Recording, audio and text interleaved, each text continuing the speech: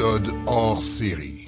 Eh bien, nous voilà déjà à un autre hors-série, ces épisodes qui sont réservés uniquement à nos membres abonnés, donc ceux qui sont abonnés au podcast.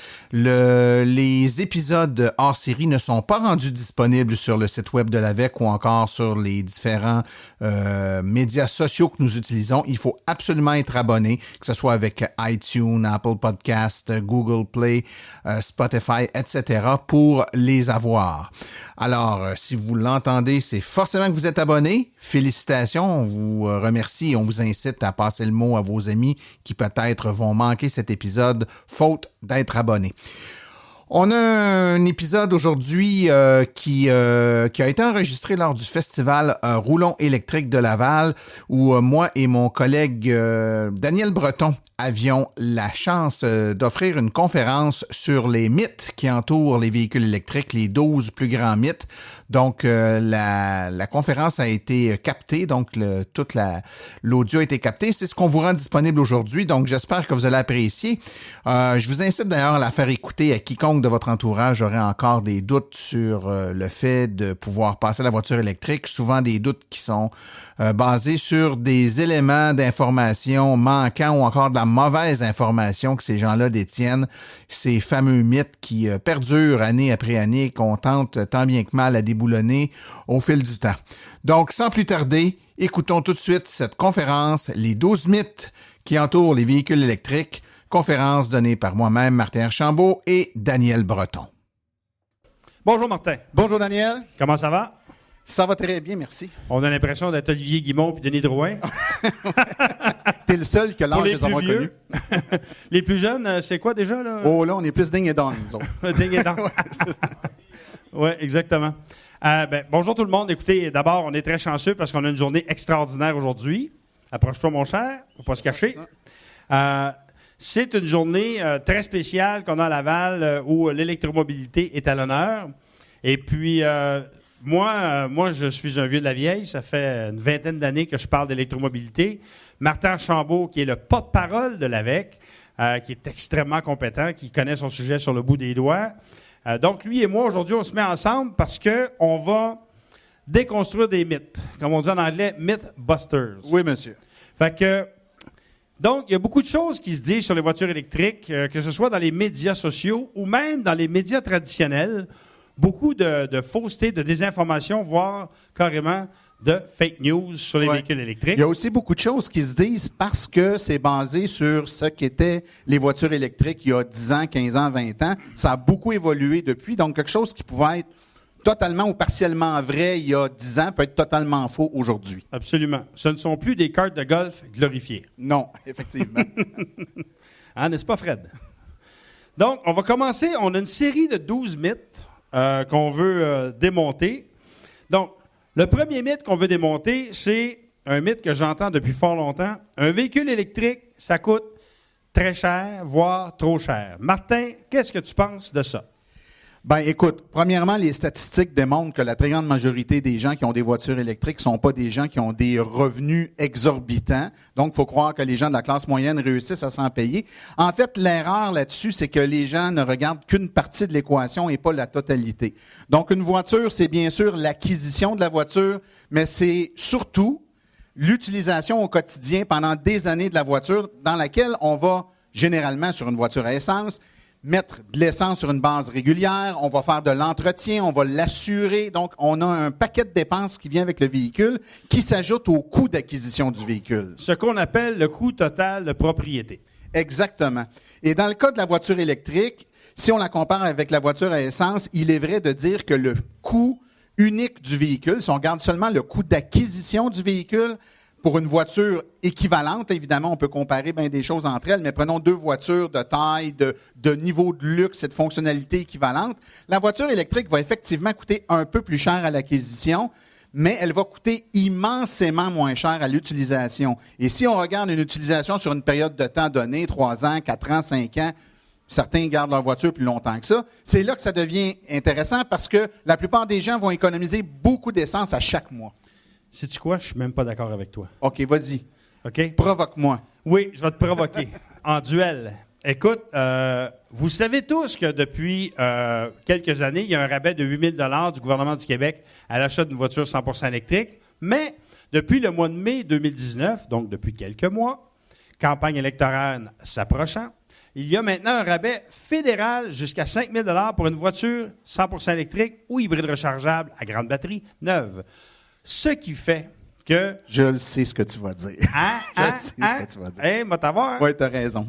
Donc, ce qui fait qu'on en est rendu à un point tel que même dès le premier mois, il y a des modèles qui peuvent coûter moins cher lorsqu'on calcule la mensualité et le coût en énergie, ou carburant à essence versus carburant électrique, qu'une voiture à essence.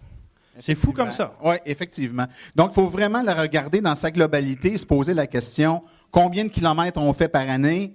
Donc, combien d'argent on investit annuellement dans l'essence? Et sachant qu'on n'aura plus à dépenser ces sous-là, qu'on va plutôt les mettre en électricité, puis l'électricité va nous coûter quoi? 6, 7, 8 fois moins cher, tout dépendant du type de véhicule qu'on utilise.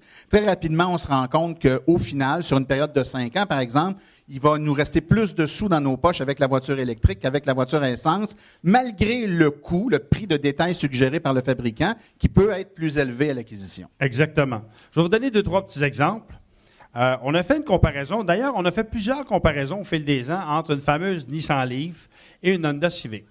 Et ce qu'on a découvert, c'est qu'avec les rabais gouvernementaux, dès le premier mois, si on prend une Nissan Leaf 40 kWh versus une Honda Civic de milieu de gamme, dès le premier mois, la Nissan Leaf peut coûter moins cher à la fin du mois quand on a fait notre paiement mensuel, en plus du paiement en essence versus paiement en électricité. La Nissan Leaf coûte moins cher que la Honda Civic. J'ai fait d'autres comparaisons. Je ne sais pas si tu te rappelles, j'ai fait une comparaison entre une Hyundai Elantra et une Hyundai Ioniq électrique. Et puis, en fait, c'est qu'au premier mois, les deux voitures à l'achat, si on calcule que la personne achète la voiture et qu'on la finance sur 60 mois, les deux voitures coûtent grosso modo le même prix. Ouais. Évidemment, là, quand on commence à calculer les coûts d'entretien, les coûts d'assurance et tout, donc la voiture électrique coûte moins cher que l'Elantra. Fais une autre comparaison. Une Kia Soul électrique versus une Kia Soul à essence. On parle donc du même véhicule. Même véhicule, ouais. À l'achat, la Kia Soul électrique, calculant la mensualité et en plus du coût de carburant, la Kia Soul électrique, équipée de la même manière, le modèle Premium, va coûter moins cher que la Kia Soul à essence. Et le bout du bout, écoute bien ça. J'ai fait un calcul entre une Toyota Corolla LE, qui n'est pas un modèle de haut de gamme, on s'entend, une Toyota Prius et une Toyota Prius Prime, qui est une voiture hybride rechargeable. On est-tu rendu en box, là? Il y a une fille qui passe avec des panneaux publicitaires pendant qu'on pense. C'est la fin du premier round. C'est 12 rounds, ce match-là. Bref, la Toyota Prius Prime, après le premier mois, va coûter moins cher que la Toyota Corolla LE. Ce qui est quand même étonnant. Donc, ça brise le premier mythe. Ça m'amène à une autre question, Daniel. Les gens hésitent souvent à s'acheter des voitures électriques, prétextant que les batteries dans un véhicule électrique, ça durera peut-être pas si longtemps que ça, puis que ça va coûter une fortune de remplacer la batterie. J'imagine que les gens ont en tête ce qui se passe avec leur téléphone sans fil à la maison, puis ont peur qu'il se passe la même chose avec l'auto. Oui. Est-ce que c'est le genre de truc qui peut nous arriver, donc, après quelques années, la voiture, globalement, est encore bonne, mais la batterie est plus bonne? Tu as absolument raison. C'est une question pertinente que j'entends depuis de nombreuses années. Après combien de temps, 2 ans, 3 ans, 4 ans, 5 ans, je vais devoir changer ma batterie de voiture électrique parce que j'ai un téléphone cellulaire, j'ai un ordinateur, et après 2-3 ans, la batterie est sur le point de crever. En fait, première des choses qu'on doit savoir, c'est que la plupart des batteries des voitures électriques sont garanties 8 ans ou 160 000 km minimum. Et il y en a qui sont garanties 10 ans ou 160 000 km ou encore 8 ans kilométrage illimité. Pour une modèle 3, c'est 8 ans ou 192 000 km. Fouillez-moi pourquoi 192 et pas 200. Mais bref, les garanties sont plus longues pour la batterie et le système électrique que le reste du véhicule. Ce qui fait que les batteries de voitures électriques durent généralement aussi, voire plus longtemps que la voiture, à tel point qu'on peut avoir plus d'une vie pour la batterie de la voiture électrique. Écoute, Daniel, je dis souvent aux gens, moi, inquiétez-vous plus pour votre carrosserie que votre batterie. C'est-à-dire que la carrosserie, la rouille, risque de vous créer plus de problèmes que l'autonomie de la batterie. Qui dit batterie qui dure longtemps, donc qui peuvent aller plus loin, fait en sorte que on va être capable de se déplacer. Puis il y a beaucoup de gens qui disent, moi j'hésite avant d'acheter ma voiture électrique parce que c'est des petites voitures, c'est des citadines, c'est bon juste pour la ville. C'est pas des voitures faites pour des longues distances. Qu'est-ce que tu penses de ça? En fait, c'est faux et c'est de plus en plus faux. C'est-à-dire que si on recule il y a plusieurs années, effectivement, les voitures 100% électriques avaient peu d'autonomie. Par exemple, la première voiture électrique de ma blonde avait 100 km d'autonomie. Aujourd'hui, la majorité des voitures électriques qu'on retrouve sur le marché, et là on parle évidemment des voitures 100% électriques, ont 200, 300 et même 400 et même 500 et même 600 km d'autonomie.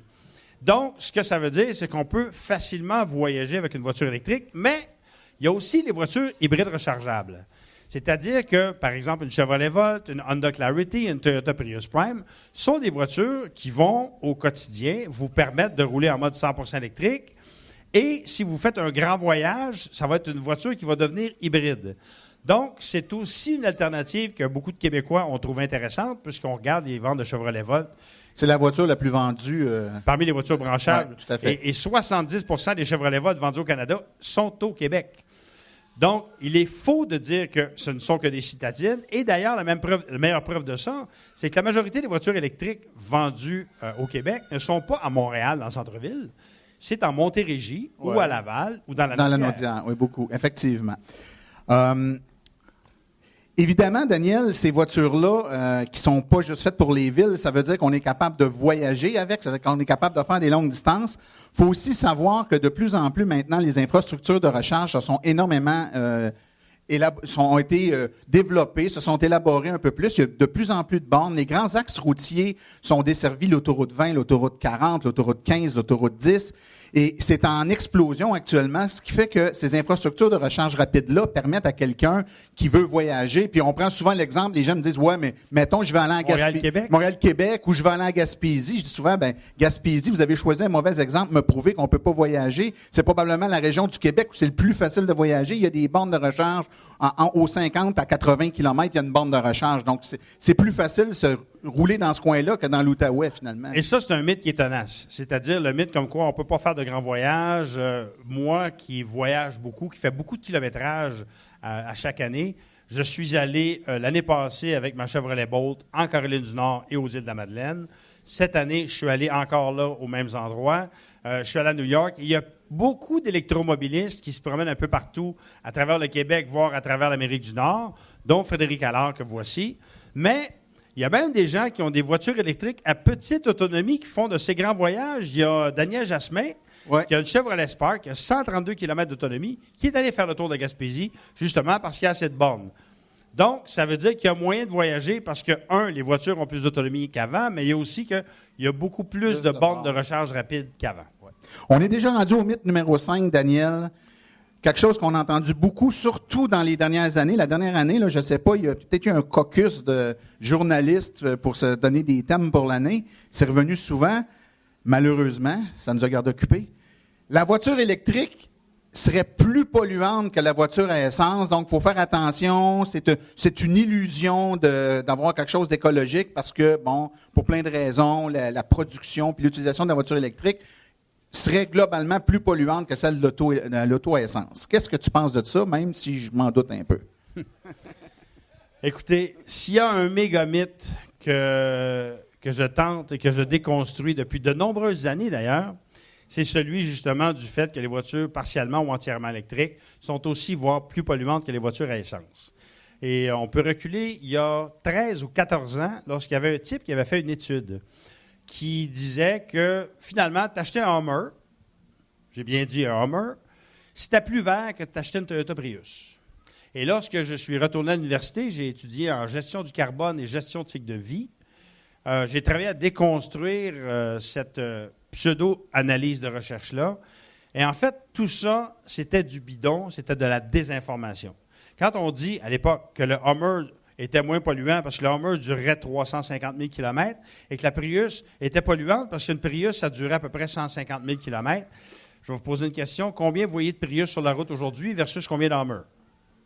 Il y a beaucoup plus de Prius. Il y a beaucoup plus de Prius. beaucoup- C'est des chauffeurs de taxi qui se promènent en Prius qui font beaucoup, beaucoup, beaucoup de kilométrage. Beaucoup plus que 150 000, soit dit en passant. Exactement. Donc, premier mythe cassé par rapport à la pollution, c'est-à-dire que les voitures électriques ou les voitures hybrides durent longtemps. Donc, plus les voitures durent longtemps, moins elles polluent au final. Parce que la principale source de pollution, ce n'est pas la construction du véhicule, c'est l'utilisation du véhicule. 1. 2. Il y a des gens qui nous parlent du minerai rare, comme quoi c'est extrêmement polluant. Puis là, j'ai vu ça sur un site, sur la page Facebook d'un groupe qui s'appelle Québec Fier. Fier de quoi? Je ne sais pas trop. Qui disait, oui, mais là, une batterie de voiture électrique, ça prend beaucoup de minerais, puis ça prend plein de terres rares, puis c'est épouvantable. Je vais vous dire une chose. Une batterie de voiture électrique a en pourcentage de terres rares 0% de terres rares.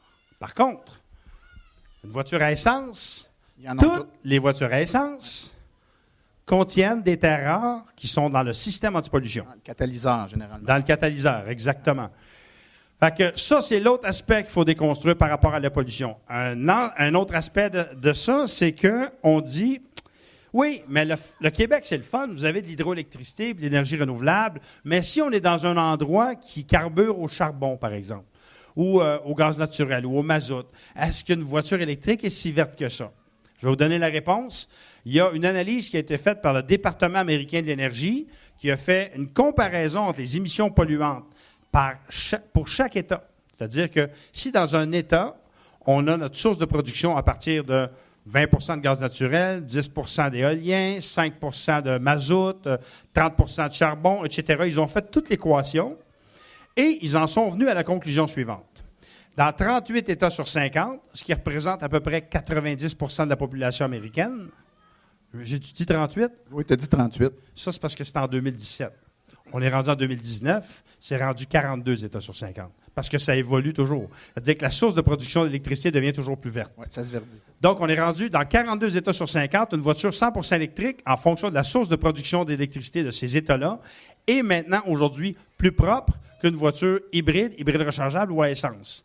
Dans les 8 États restants, parce qu'il y a 50 États aux États-Unis, dans les 8 États restants, c'est les voitures hybrides qui sont plus propres pour à peu près 9 de la population, 9 à 10 de la population des États-Unis. Conclusion, dans 0 État sur 50, les voitures à essence sont moins polluantes que les voitures partiellement ou entièrement électriques. Ça, c'est les résultats de l'agence de US Department of Energy.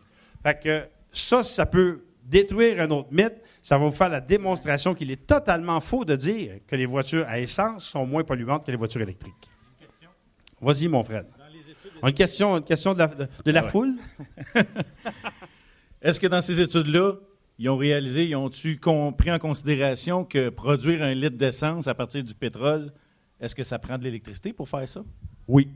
La réponse, c'est oui. Dedans, c'est compris dans l'étude. Absolument. Une analyse de cycle de vie complet, ce que ça veut dire, c'est qu'on dit c'est du berceau au tombeau, from cradle to grave, c'est-à-dire c'est qu'à partir de l'extraction du minerai, de la fabrication du véhicule, de l'utilisation du véhicule et de la mise au rencard et recyclage du véhicule, c'est ça une analyse de cycle de vie complète. Donc, pour répondre à ta question, mon cher Fred, la réponse c'est oui. Donc, en calculant tout ça, dont la fabrication de la batterie et du véhicule, la voiture électrique est moins polluante dans 42 États sur 50 aux États-Unis, dont certains États où il y a l'utilisation du charbon.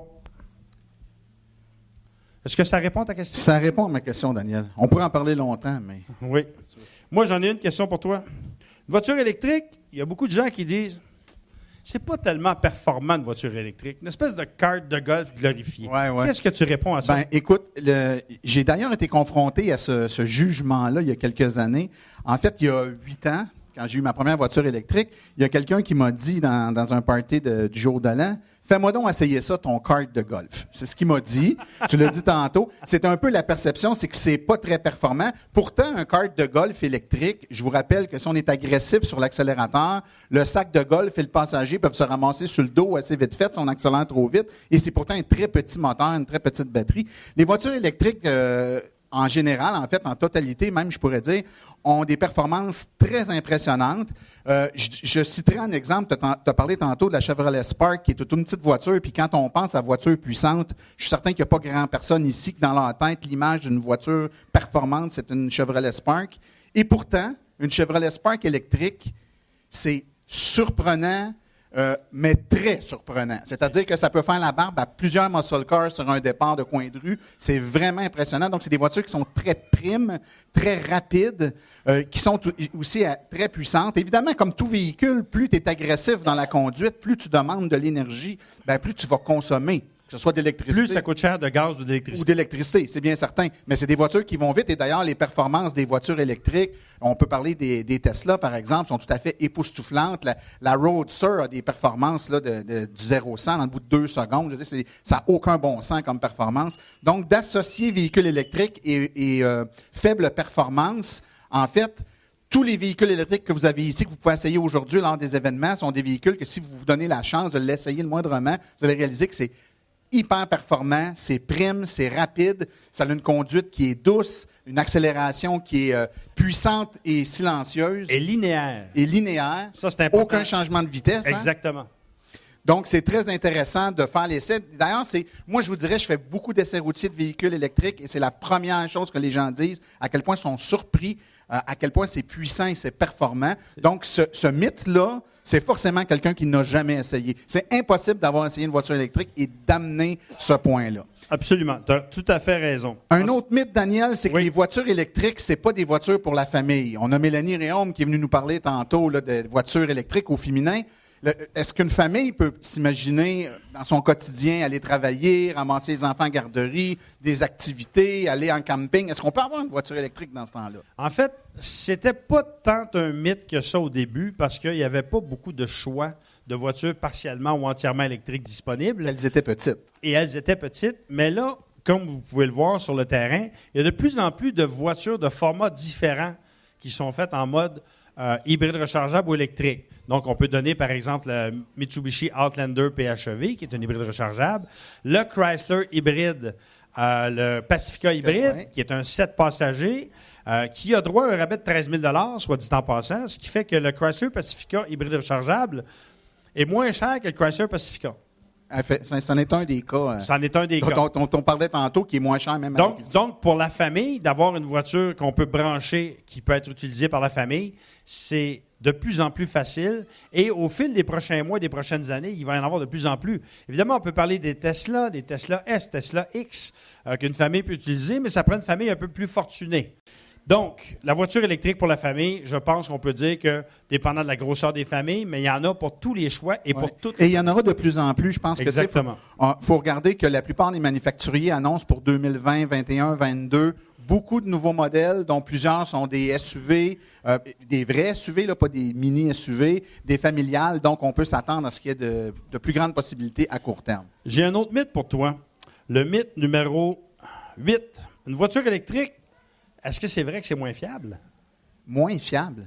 Ben, écoute, je vais donner mon exemple personnel qui est absolument pas, là, je ne suis pas en train de dire que tout le monde qui a une auto électrique est dans la même situation que moi, mais je roule électrique depuis décembre 2011. Depuis décembre 2011, à l'exception de changer les pneus aux saisons, évidemment, moi, je ne le fais pas à la maison, là, je ne suis pas équipé pour ça. Fait que je paye pour faire changer mes pneus hiver, été, etc. Mais si je fais abstraction de ça, que peu importe le véhicule, je l'aurais fait de toute façon, depuis 2011, la seule argent qui est sorti de mes poches pour l'entretien de mon véhicule, c'est un balai d'essuie-glace arrière en 2013. Je n'ai jamais remis un sou d'entretien sur mes véhicules. Bien entendu, une poignée de porte aurait pu casser. Bien entendu, j'aurais pu avoir un problème avec mon moteur du lave-vite. Tu sais, oui, tout le monde, mais c'est pas parce que c'est électrique. On a tout ça dans les véhicules. Mais le système de propulsion du véhicule électrique, si on le compare avec un modèle à essence, a immensément moins de pièces. Fait qu'en partant, juste statistiquement, il y a tellement moins de pièces que la probabilité que ça brise est moins grande. Un moteur électrique, c'est excessivement fiable. S'il fait les premières journées, c'est simple. Il n'y a presque pas de pièces.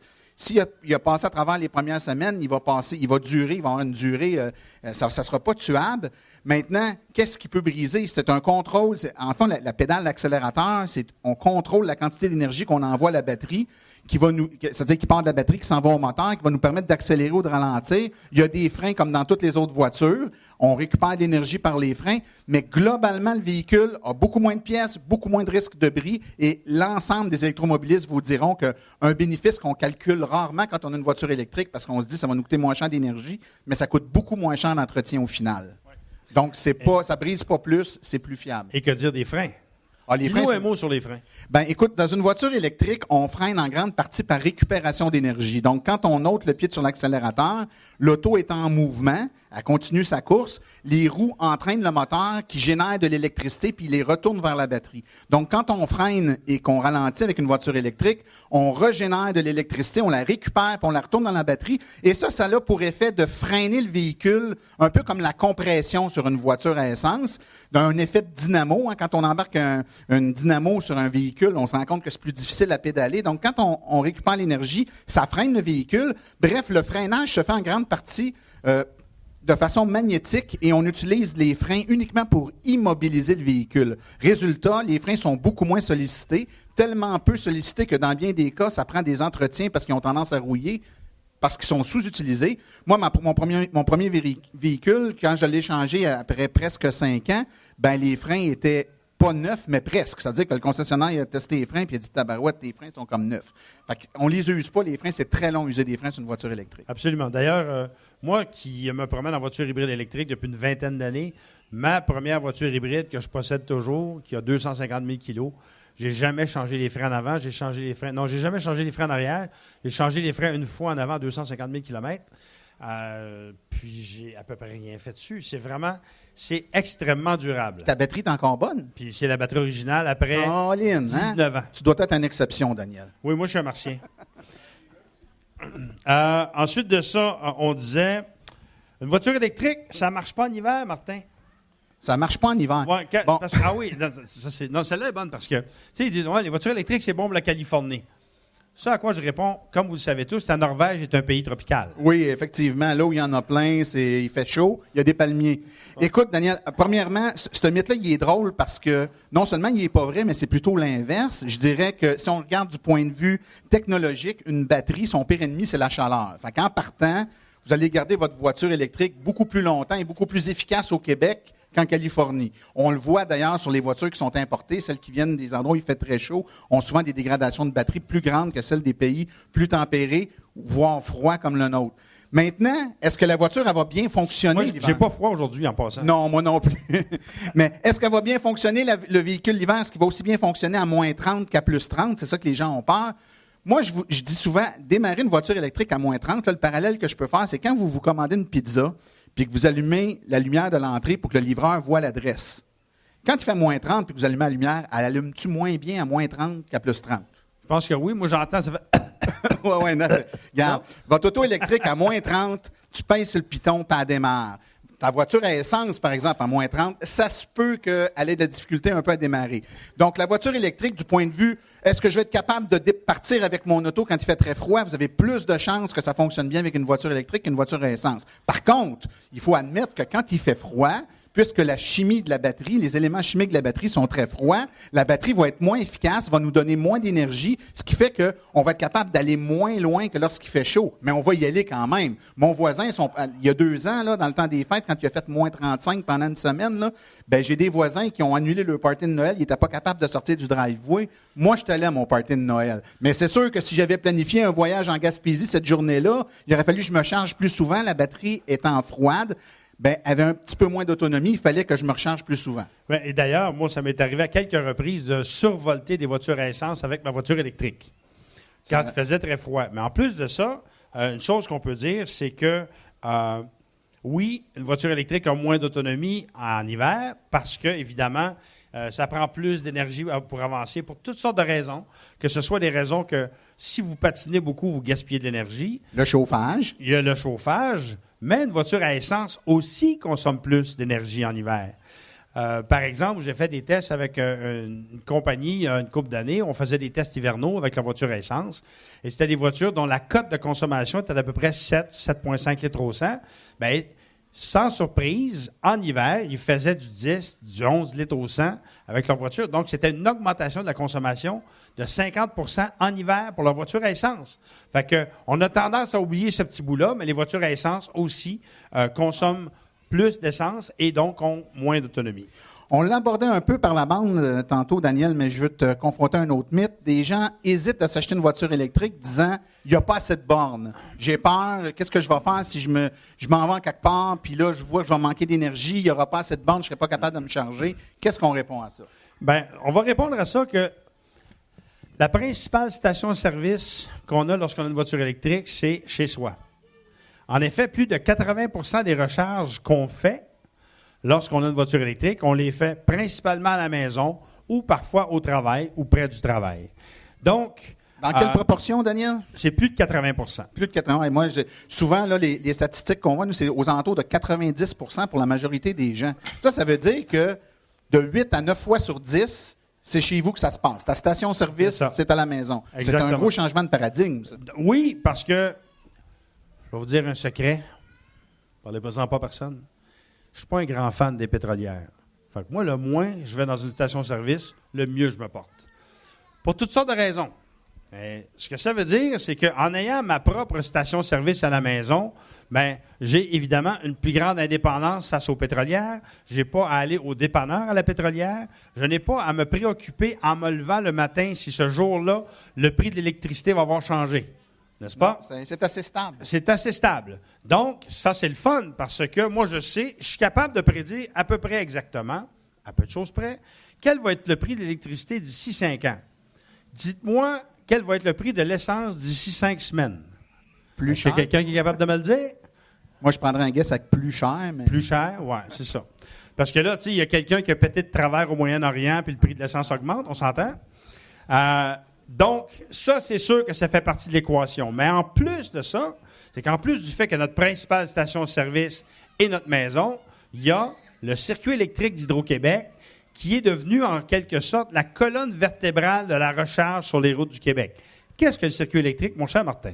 Ben écoute, c'est une tentacule d'Hydro-Québec, je pense que je pourrais dire ça comme ça, qui fait l'installation et l'exploitation d'un réseau de bornes de recharge dans la grandeur du Québec avec une préoccupation là, de relier évidemment les grands axes routiers, mais également les endroits plus stratégiques, les relais, les villages relais, les villes. Il y en a partout ici. Le long des autoroutes. Le long des autoroutes. Ici à Laval, il y a plusieurs bornes, mais dans toutes les villes du Québec également, il y a des bornes. Et des bornes de niveau 2. Et des bornes de niveau 3, donc des bornes rapides. Ouais. C'est ça, exactement. Donc, ça veut dire qu'aujourd'hui, on peut assez facilement voyager à de plus en plus d'endroits au Québec, je dirais, voire même presque partout au Québec. Et là, présentement, il y a un peu moins de 200 bornes rapides du circuit électrique sur le territoire québécois, quelque chose comme ça. Ouais, on s'attend à ce qu'on soit à peu près à 1600, 1700 bornes d'ici 6 à 7 ans. Ça veut dire que le nombre de bornes va être à peu près presque décuplé. Et là, tu parles que des bornes rapides, parce qu'il y a aussi les bornes de niveau 2 pour lesquelles, là, si on regarde tout réseau confondu, il y a plus de 4000 bornes sur le réseau québécois actuellement. Souvent, quand je donne des conférences puis que je projette la carte de où sont les bornes, en fait, je suis pas capable... Si je dézoome assez pour qu'on voit juste le Québec, là, on a de la misère à voir que c'est la carte du Québec parce qu'il y a trop de petits points sur la carte. En tout cas, les régions habitées, disons. Là, c'est sûr que quand tu es dans le nord, c'est un peu plus désert, mettons, à la fois de bornes et d'habitants. Mais quand tu es dans le long de la vallée du Saint-Laurent, la vallée de la Gaspésie jusqu'à l'Outaouais, si on y va par l'autre côté, on ne voit que des petits points sur la carte. Il y a beaucoup de bornes. Et pour vous donner une idée, il y a maintenant plus de bornes de recharge de niveau 2 sur l'île de Montréal que de stations-service, beaucoup plus. Ensuite de ça, autre mythe. Les voitures électriques n'ont pas encore assez d'autonomie. Ben, écoute, ça dépend ce que tu fais, Daniel, mais moi, le premier point par rapport à l'autonomie, je dirais, c'est que la moyenne des ours a une très mauvaise perception de ses besoins réels d'autonomie. Je ne savais pas que les ours conduisaient des voitures électriques. Ah, il y en a. Des fois, c'est des ours mal famés en plus. Ah oui? Daniel, Tu sais que je reste à côté de Saint-Ours. Hein? Oui, je le sais. Je le sais. Bientôt? Ben non, même là, t'es pas loin. Oui, là, je suis pas loin. T'es pas loin. Daniel, en moyenne, un Québécois fait combien de kilomètres par jour là, pour aller travailler puis ses besoins quotidiens? En fait, en moyenne. En moyenne, à peu près 40 km aller-retour. Mais au maximum, 9 Canadiens sur 10 font 60 km et moins pour aller au travail et en revenir à tous les jours. Donc, ça veut dire que 9 personnes sur 10 ont besoin d'une autonomie de 60 km maximale pour faire leur déplacement quotidien. Et un très grand nombre de familles ont 2 voitures. Bien entendu, on comprend très bien qu'il y a des gens qui veulent... 2? Oh, et plus. Ouais, plus. ouais. Ouais. Dans la rue, chez nous, là, c'est... Écoute, il n'y a plus assez de driveway pour les autos. Les stationnements sont pleins. Les bords de rue sont pleins. Quand on arrive sur la rue chez nous, j'ai l'impression qu'il y a plus d'autos que de monde. Qu'il y a des parties tous les jours chez tes voisins. On a souvent beaucoup de voitures, mais à 2 voitures, ça se peut pas que pour aller travailler, il n'y a pas une des 2 personnes qui a besoin de moins de 100 km dans une journée. Je regarde, moi, dans mon cas typique, je fais 80 km par jour pour aller travailler. Quand même, j'aurais une voiture qui fait 600 km. J'aimerais ça l'avoir, là. Je vous dis pas que j'aimerais pas ça. Mais est-ce que j'ai besoin de 600 km sur une base quotidienne? Absolument pas. Dans mon cas, j'ai une voiture qui fait 250 km à peu près d'autonomie et ça répond à 98-99% de mes besoins. Maintenant, il y a des gens qui ont besoin d'un peu plus d'autonomie parce que leur travail leur demande d'être sur la route. Ils ont plus, mais là, il y a des véhicules qui ont plus d'autonomie. Donc, en fonction de notre train de vie, retenez la chose suivante, là, plus vous faites de kilomètres dans une journée ou dans une année, plus une auto électrique se rentabilise vite. Fait que si vous êtes dans le cas où vous faites beaucoup de routes, bien, soyez content de payer plus cher pour une auto à plus grande autonomie. Vous allez sauver encore plus que les autres et vous allez la rentabiliser plus vite. On a un bénévole en Montérégie qui a changé une Lexus hyper luxueuse pour une Tesla S, puis il sauve de l'argent.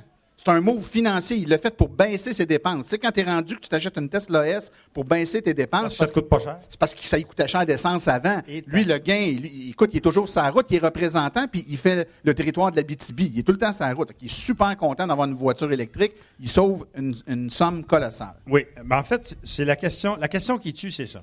C'est qu'il y a des constructeurs automobiles et des publicitaires qui mettent beaucoup d'énergie et beaucoup d'argent pour vous convaincre de confondre vos désirs et vos besoins. Donc, tout le monde, on désire tous avoir la voiture la plus luxueuse, la plus agréable, la plus performante et la moins chère. Okay? Dans la vraie vie, okay? Parce que moi, quand j'étais jeune, dans une autre vie, j'ai fait des publicités de voitures. Quand on faisait des publicités de voitures, on les faisait... J'aurais aimé ça, voir ça, Daniel. Ouais. On ne faisait jamais des publicités de voitures prises dans le centre-ville, dans le trafic. On se trouvait une route déserte quelque part, puis là, on parlait de l'agrément de conduite, comment c'était le fun avec le soleil couchant. Bien, dans la vraie vie, on est pris dans le trafic pas mal souvent. Okay? La réalité, c'est que, par exemple, ma conjointe a une voiture électrique à peu d'autonomie. Elle a 109 km d'autonomie, sa voiture, parce que là où elle travaille et là où elle reste et là où elle se déplace, ça comble parfaitement ses besoins. Moi, j'ai une voiture électrique avec plus d'autonomie, donc quand on fait le grand voyage, on prend ma voiture.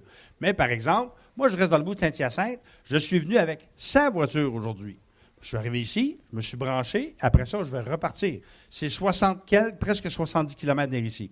Donc, est-ce qu'on a besoin d'avoir beaucoup plus d'autonomie? Bien, il faut bien cibler vos besoins. Dernier mythe. Oui, dernier mythe, Daniel, puis je pense que ça conclut ça en beauté. C'est bien le fun, les autos électriques. On peut avoir une tendance verte, on peut avoir une tendance à vouloir économiser de l'argent, mais reste que faut que ça soit cool. C'est pas cool d'avoir une auto électrique. C'est-tu cool ou c'est pas cool d'avoir une auto électrique? Écoutez, comment dirais-je ça de façon polie? Il y a des gens qui, effectivement, m'ont dit « Ah, tu sais, moi, j'entends pas du son. Moi, j'aime ça quand il y a du son, quand il y a du bruit. Quand ma voiture à essence, là, ça performe puis c'est bruyant. Tu sais, ma Ferrari, ma Corvette, ma Mustang. Ça commence à faire un petit peu pas cool d'avoir une voiture à essence. Moi, je pense que ceux qui disent qu'une voiture électrique, c'est pas cool, c'est peut-être eux autres qui sont pas cool. Qu'est-ce que tu en penses? Effectivement, puis quand on a une voiture électrique et puis qu'on embarque dans une voiture à essence, quand ça fait longtemps qu'on n'a pas conduit, ça m'est arrivé dernièrement, ça faisait quasiment 1 an, je n'étais pas embarqué dans une voiture à essence. La première chose qui nous frappe, c'est le bruit puis la vibration. C'est-à-dire qu'on n'est pas habitué d'entendre du bruit, puis on n'est pas habitué d'avoir de la vibration. Et on a l'impression de reculer. C'est l'équivalent de la conduite de se taper un film en noir et blanc. C'est l'inverse de Back to the Future. Oui, c'est ça. Mais officiellement, qu'est-ce qui fait que c'est cool ou que c'est pas cool? Bien sûr, il y a une question de look de véhicule, mais maintenant, il y a des véhicules électriques qui ont des looks super. C'est une question de goût, ça, rendu là. Mais évidemment, on est en 2019, on est conscient de à la fois la transition énergétique qui est en place, la crise climatique. On est aussi plus conscient du fait qu'on dépense des fortunes puis que cet argent-là, ben c'est pas toujours dans nos poches collectives que les sous s'en vont. On a une préoccupation aussi de laisser l'argent qu'on dépense en énergie pour nous ici. Je pense que quand on met tout ça dans la balance, Daniel, on réalise assez rapidement que de conduire une voiture électrique, outre le look, il y a bien des raisons pour que ça soit cool. Oui, environnemental, pratico-pratique, économique et, je vous dirais même, patriotique. Parce que moi, je préfère donner mon argent à Hydro-Québec que de donner mon argent à une pétrolière. Ça a-tu d'allure, ça? Ça a bien de l'allure, Daniel. Fait que j'espère que ça a répondu aux questions des gens sur les différents mythes alentour des voitures électriques. Bien sûr, il y en a d'autres. Ça ne se limite pas à 12. Je pense que c'est peut-être parmi les plus grands. Si vous avez des questions, on ne sera pas très loin ici à côté. Profitez pour aller essayer des voitures électriques. Moi, je vous le dis, le plus gros déclencheur pour comprendre ce que c'est d'en essayer. Vous avez la chance ici d'en essayer gratuitement. Vous allez voir les bénévoles, ils vont vous faire essayer leur véhicule. Personne ne vend des véhicules. Il n'y a personne ici qui va essayer de passer de l'essai routier à une salle avec un vendeur pour signer un contrat. L'idée, c'est d'essayer de poser des questions pour trouver le véhicule qui correspond à vos besoins. Et nos bénévoles connaissent bien les véhicules. Ils vont pouvoir répondre correctement à vos questions. Sur ce, merci beaucoup. Merci, Martin. Merci, Daniel. Bonne journée.